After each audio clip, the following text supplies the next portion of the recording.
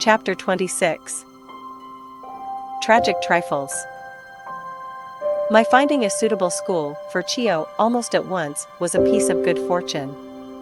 Not far from our house, there lived a gifted educator who was interested in modern methods of teaching young children. He and his wife had in their home a small model kindergarten, to which I was given the privilege of sending my little girl. Chio could not speak Japanese, but fortunately there were in the class 2 children of an American missionary who spoke the language well, so the little Japanese-born Americans became kind interpreters to the little American-born Japanese, thus forming an international combination that resulted, on one side at least, in a lifetime remembrance of grateful friendliness. But Hanano's education was a problem.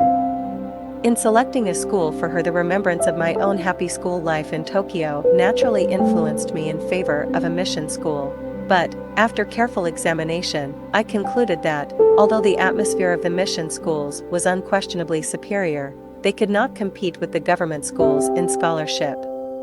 Therefore, I decided upon a public school, the principal of which was reputed to be one of the best in Tokyo, and which, fortunately, was not far from our home. Of this I knew Matsuo's relatives would approve. Hanano's knowledge of the Japanese language was meager, but of the history, literature, and traditions of Japan, she knew almost as much as other children her age, and so was too advanced for the primary class. It was a puzzle for the authorities to know what to do with her, for rules in Japan are not flexible. Official life still moves in grooves, and in a minor officer, the old feudal pride in rigid faithfulness is frequently so extreme that to be jostled out of the established line is hopelessly disconcerting. Time and again I heard with a sinking heart that no place could be found for Hanano in any class, but I did not dare fail. Patiently I persisted, arguing that, since Japan claims her foreign-born children, and also has the rule of compulsory education, surely something could be done. Well, I had a world of trouble and felt as if the child were being wound closer each day in a red-tape cocoon, but at last she was admitted into the 3rd grade and I given permission to sit in the rear of the room, a silent spectator with a notebook. I shall never forget those first days. Hanano was naturally quick and observing and already familiar with 3rd grade studies, but the ideographs were wholly unknown to her, and she could understand very little of the teacher's explanations. Again and again I would see her face light up with an expression of alert attention, which the next moment would change to a puzzled look and then gradually settle into one of blank hopelessness. Every evening our home was turned into a schoolroom, where I went over each lesson of the day, translating and explaining in English. At odd hours, even during mealtime, we played games in which words were limited to those in common use, and whenever Hanano heard Taki bargaining with vendors at the kitchen door, she was immediately at her elbow. But I think her greatest help from any one thing came from the playground at school. There she was a delightful curiosity. She took part in all games, running, gesticulating, and chattering in English, while the others ran, gesticulated, and chattered in Japanese, all having a good time, and Hanano piling up, by the dozen, unforgettable words which carried their own definitions too clearly to need interpretation. I was faithful in my reports to Uncle Otani, and, on the whole, rather enjoyed the investigation visits of the relatives, but my being required to ask counsel advice before making a change, however slight, in my program, was often very trying and useless. Formally to request an opinion regarding which of 2 studies to select for Hanano, when not a member of the council knew or cared to learn anything of her former school work, and every single member considered both of the suggested studies entirely unnecessary for a girl to waste her time over, was absurd. But I was conscientious to the minutest degree, and as time passed the visits from relatives became less frequent and more friendly, and my requests were mostly returned with orders to use my own judgment. When Hanano reached the stage where she began to recognize characters on the street signs and to listen intelligently to conversation going on about her, I gave up my visits to the school and turned my attention to home duties. Here I found many problems. Some were seemingly too small to be noticed, and yet, like stinging gnat bites, extremely annoying. I had thought it would be well to keep the children in American clothing. They had a goodly supply, and progressive families were beginning to advocate it for children, except for formal use. As the weather grew colder, I put heavy underclothes and woolen stockings on them, for the schoolrooms were heated only with 2 charcoal fireboxes in each large room. But, notwithstanding my care, one day Chio came home with a cold. The next morning was chilly and damp. I had no heart to keep her from her greatest enjoyment, yet to risk her taking more cold was out of the question. What could I do? Suddenly I had a wicked inspiration. She had a coat of soft woolen goods which covered her dress completely. I put it on, buttoned it up close and, telling her not to take it off, sent her on her way. Then I sat down to have it out with my conscience. In Japan, when one enters a house, the shoes, wrap, and hat are removed. It was as unpardonable for Chio to keep on her wrap in school as if it had been her hat, but I knew that, in the eyes of the teacher, the pretty red coat with its lace collar and cuffs would be only a foreign dress, no more suggesting a wrap than did her usual clothing. And to think that I had taken advantage of the ignorance of the teacher and done this deceitful thing. I thought of Kishibojin and wondered if in every mother's heart is hidden an unborn demon. Presently, with a sigh, I rose to my feet and prepared to go out. As I approached the mirror to arrange my hair, I stopped with a half-ashamed laugh. For one instant, a superstitious hesitation had held me back, as if I might see in the reflected face a hint of the deceit in my heart. I went direct to the nearest shop and purchased material for a hifu, a loose but proper and elegant house garment, which in winter is padded with the cobwebby cut silk taken from empty cocoons. It is the lightest and warmest garment in Japan. Taki, Sudzu, and I sewed all day, and the next morning Chio went happily to school with her hifu over her American dress. It was this incident that decided me to change the children from American to Japanese clothing. There is another link, less tragic, in the chain of my memories of growing adaptability. When riding in jinrikishas, it is the custom for the honored person to go first. Therefore a child should follow a parent.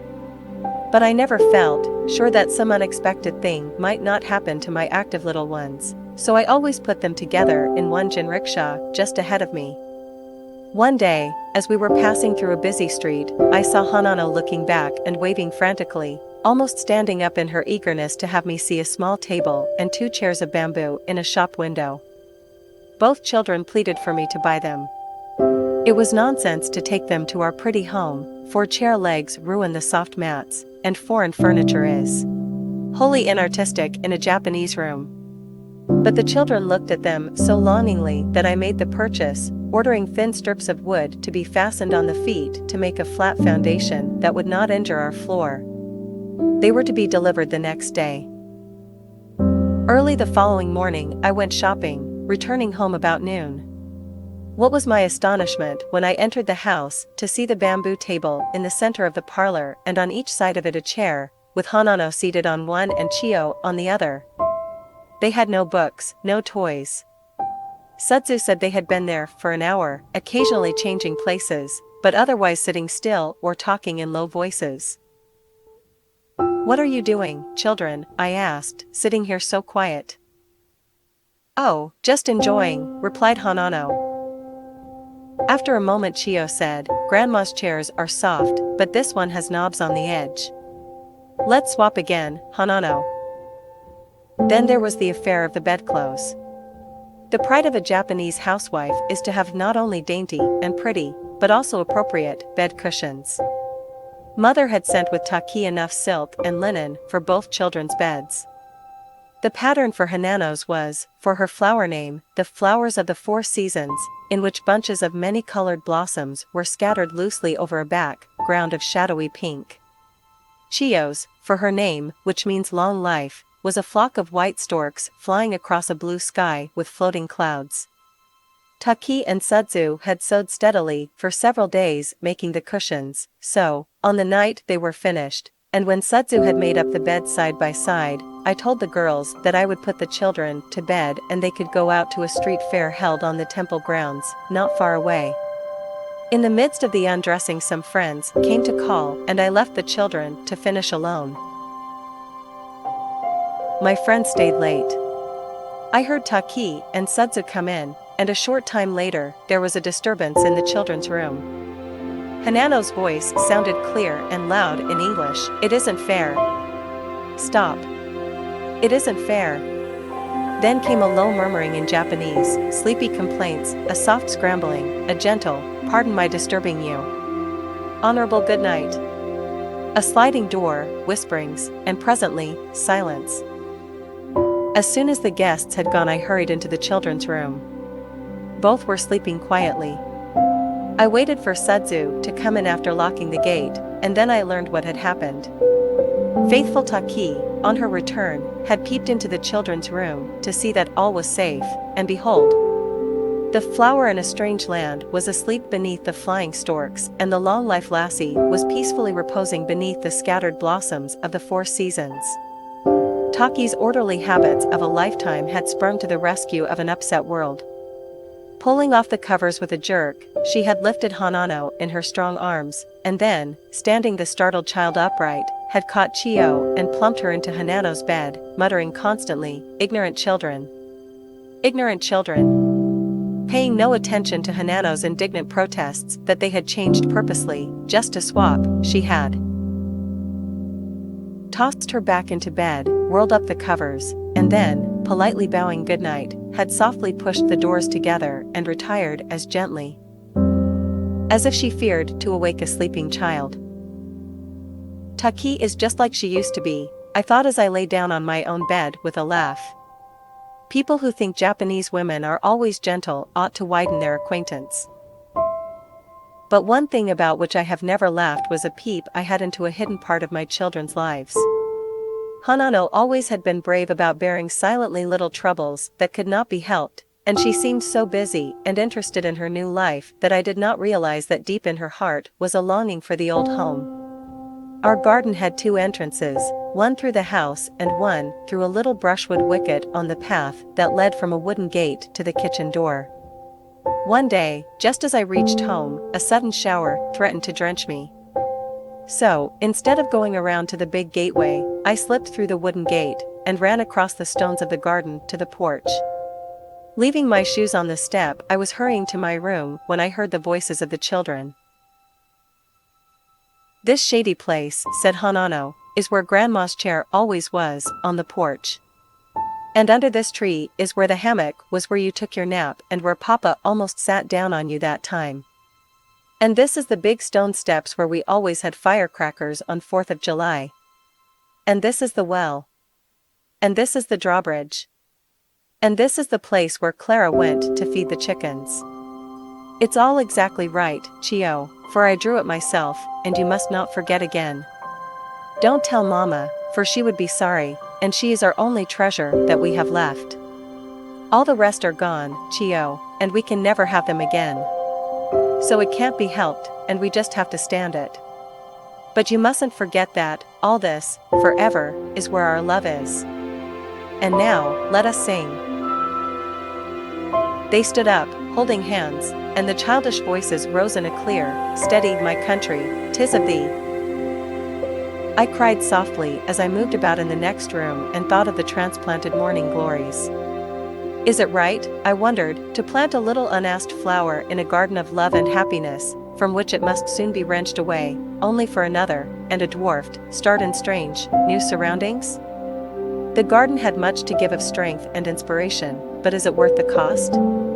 Oh, is it worth the cost?